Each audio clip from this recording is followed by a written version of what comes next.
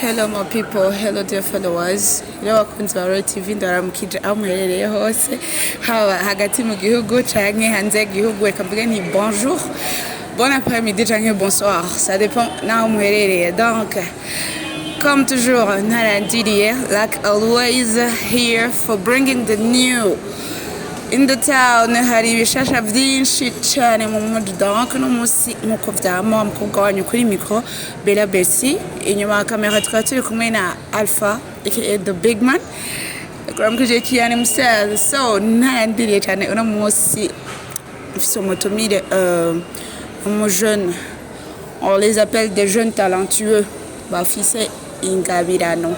Donc garanye zitandukanye n'umusingira ndamubahe abidondore ababwire uwo ari we, izina ryiwe, icyo akora. Ego hama tubandanye, let's go. Karibu, ndakuramukije, urashobora kutubwira izina ryawe? Ego, merci beaucoup. Nje nitwa Adobadi, ni muririmbyi. Witwa? Adobadi. Adobadi. Yo ni nickname, ni surnom canke ni izina n'abavyeyi?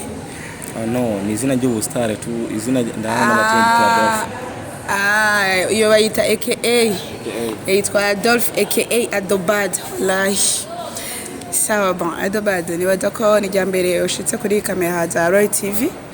Donc nashaka kugusaba Adobad subwire Adobad ukora iki, ni yihengabirano ufise ushaka kubamenyesha bari ngaha kuko deja nibazi cyo kora memo agenda kid sinzi ko bibwira abakunzi ba Royal TV. So cyane nambe nabashimiye Royal TV kuba mwanyimviye ko tuzakorana ikiganiro. Hama jewe ndi muririmbyi, ndaririmba fise n'ibikorwa ndiko ndazana ziba cyane. Ego. Okay, Adobad no muririmbyi afite ibikorwa byinshi ariko arazana ubuvuba. Donc ari muri babaririmbyi dushobora kwita aba upcoming. Ni mu upcoming nibwo agitangura music yiwe. Adobad, mbega tutaraja kure, woba ufise indirimbo umaze gusohora, umaze kuja muri studio kandi umaze gusohora zizwi cyane? No, nta ndirimbo ndashira ahantu hanze, gusa ni nazo gusa vuba nce tumanaje kugira ndamenyekanisha ibikorwa vuba ndabisohora. Uririmba muri style iyihe? R&B, rap, what? R&B. Uririmba R&B. Kubera ko wahisemo kuririmba R&B? Ayo nabonye mengo noshobora cyane, mengo yonyorohera. Uramaze kugerageza rap kabona ntibikunda, sakolpa ntibifasha? Rap no, ndagerageza ko ni musi. Nabambeshe vema. Gusa nyene nzobigerageza ni bukebu. Adobad, ni ryari wagiye kudekuvura ko ufite talent kuririmba? Ndavuga ko ari kuva kera, gusa nabitanguye ubuvuba, nabitanguye 2020 mu mpera. Gusa je kare natanguye gukina kwanza umupira, nahise tangaye gukina akina muri wa message nyanzake canavamo cenje mu budanse. Ndarahangiza ati kuguma ntambi ndibo z'abandi bantu, reka nanje ntabure kubwira kurimbazi wanje. Umunsi umwe cenje muri studio ndapima, numva nyene kumengo ndagerageza, abantu barambwira ati ko haje cambana nanje kubandanya, cyo ituma ubwo rero ninjiye muri industry yo kuririmba nanje.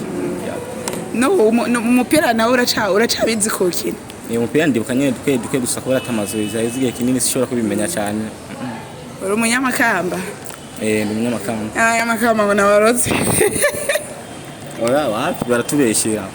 Wala ngo nisazi guruka murayiroga. Oya biravana je sinatwibaza frère. Okay, donc uri mu footballeur hama utrade kuva mu nyuma bivanye n'abantu bakagera ubona yuko ufise ingabirano yo kuririmba. Adobad, ari kibazo ufise shaka kubaza ni hehe kure cyane wifuza kugera? Nifuza kugera ku rwego rwo hejuru vraiment, sinzi niko noruvuga. Ntushobora no kugereranya? Sinashobora kugereranya aho ngo nkeneye gushika. Okay, reka basi ngenda umukeneye kugera ku rwego rwo hejuru ku buryo ushaka gukorana na featuring na Jay-Z. Ego. Wallahi. Ahubwo nkazura na Michael Jackson tugakorana na featuring. Sawa, bon courage. Hama, okay, Adobad, nimba atari banga ufise imyaka ingahe? 18 ans. C'est 18 ans. Donc à 18 ans ushaka kuba umuririmbyi. Wibaza ko abavyeyi bawe urafise abavyeyi ndibata? Ego ndabafise. Bose bakwiye. Okay, abavyeyi bawe bavyakiriye gute bumvise yuko ushaka ko muri kwanza entre temps uracara umunyeshuri? meze uno mwaka ndi umunyeshuri. Bon, donc nturaheza humanité. Abavyeyi bawe none bumvise yuko wewe ushaka kuja kwilansa muri carrière musicale, ushaka kwinjira mu bintu vy'ubusani ungana gutyo kiri umwana mutoyi à 18 ans, bavyakiriye gute canke navyo bazi? Barabizi kandi ivyo ni ibintu bigoye nk'abavyeyi bacu ugiye mu bintu vyo kuririmba ucumenye ugiye mu bindi bintu ya kumuvuwa ibintu nk'ivyo gusa nyene tumura je ndagize mere wanje kuva kera nk'ikina umupira nk'ikira umudanseri n'umuntu anshigikira gusa nyene mzehe pere vraiment ntavyerekana gato gusa nyene ndabishimira umuvyeyi arantera intege vraiment. Nurihe muririmbyi novuga ati mu role model wawe canke mu idol wawe ngaha mu Burundi, umuririmbyi basi ubona aririmba abishoboye ubona uti nokwigira ko akarorero kubandanya n'indi? Ni benshi mu Burundi vraiment. Gerageza utubwiremwo bakeyi. Oya ni benshi vraiment mu Burundi baremba neza vraiment ni benshi cyane. Okay, Adabad nimba atari ibanga, bon ushaka kutubwira indirimbo bon izo ndirimbo zawe je ndamaze kumvirizamo zikezerekeye urukundo, rasi umukunzi none? Oya nta mukunzi ufise. Uri single? Ndi single sindakwiza imyaka yo kuja mu rukundo. Wayeho nabi? Oya imyaka ntirakwiye. Ubwo buzima urarushana exhibition urarushe. Oya vraiment imyaka ntirakwiye nyene nzomuronde. 18 ndashara umwana. Wachara umwana? Naragera kuja couple cyari umwana mugana ibyo shasha kaberekere ni stress nyinshi nawe nimba umufise kaba mwihakanye ngaha nawe ntaco yanze. Okay, hama Adabad urashaka kuduha aka kapera kamwe canke tubiri ku ndirimbo, izo ndirimbo ufise mbega wavuze yuko ugiye kuzishira hanze vuba? Ngiye kuzishira hanze vuba. N'ikiringo kingana gute? Indirimbo ufise EP wanje ni EP shasha ndashobora kwisohora ndayisohora nko mu kwa mbere nkatangurana n'umwaka kuko nkeneye gutangurana n'umwaka.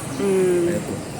Uti rero abafanzi b'umuziki bitege talent shasha ziraza kandi nawe bitege yuko utangurana n'umwaka ubaha ibintu bikaze cyane. Yego bavyitege cyane bavyitege vuba.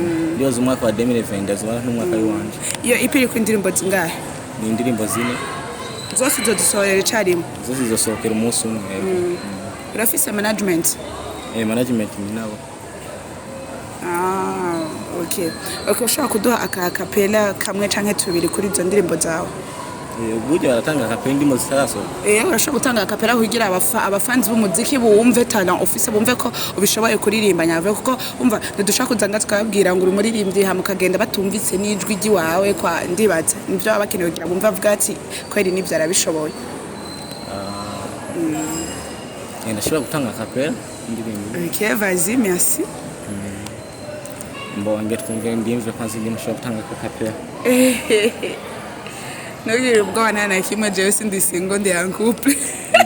Ndabize gawe imyaka yo gukundana barayikwica. Wandabye waravyaye warazimya kamfise wewe. Hari imyaka mashobora gukwiza kabari ashobora kuja muri en couple nyene ibintu nk'ivyo. None ubizi gute ko gender ishikana? Ndabibona none je ndaze ntona ko ndi umwana gusa nanjye ndakora bimwe ndabona. Cyane usa nabana ndakurahi. Vraiment nan 18 frère 18 ndi umwana. That's Bon. Acapella. So I like it the way you shine. Baby, let me call my gun. Mama Jimombera, my son. Akajwika when I see. I like it the way you love me. Anukuntu nyitaho ekawa mbere y'umuami. Iwawe sinova baby. Egiri wanje sweetie. Oh my honey, watumye jemba fine. Okay, Adabad urakoze cyane ndumva vraiment je ngerageje gutanga avis wanje ça va vraiment et nakubwira ati keep it up, go ahead, courage vraiment.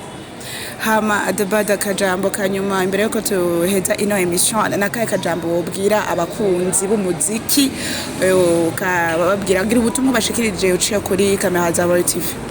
Icyambere na mbere ndabwira abakunzi banje bakaza kumfollowa ku Instagram ku YouTube baragira s'abonner rezo sociaux zose je ndiho izina ni Adobad konye baryumva azoga Adobad hose ndaboneka hama ikindi ndabashimira cyane Roy TV baje kuri channel ya Roy TV bage subscribe bage share comment ibintu nk'ibyo hama ntibagiye no gushimira aba manager bariko baramfasha batumangeza hangeze nani Janvier the most Didier Kiss Mario Balotelli Saido Nyanka n'abantu nyine bamfasha mu bintu bike nk'ibyo ya merci. Okay, merci Adobad, reka natwe tugushimire kubona washoboye kwitaba kino kiganiro cacu.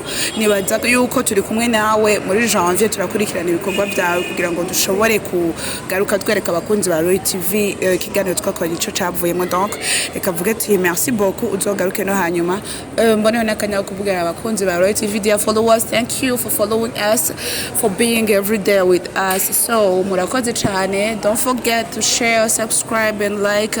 On the microphone it was your girl Bella Bessie. Thank you. Ciao.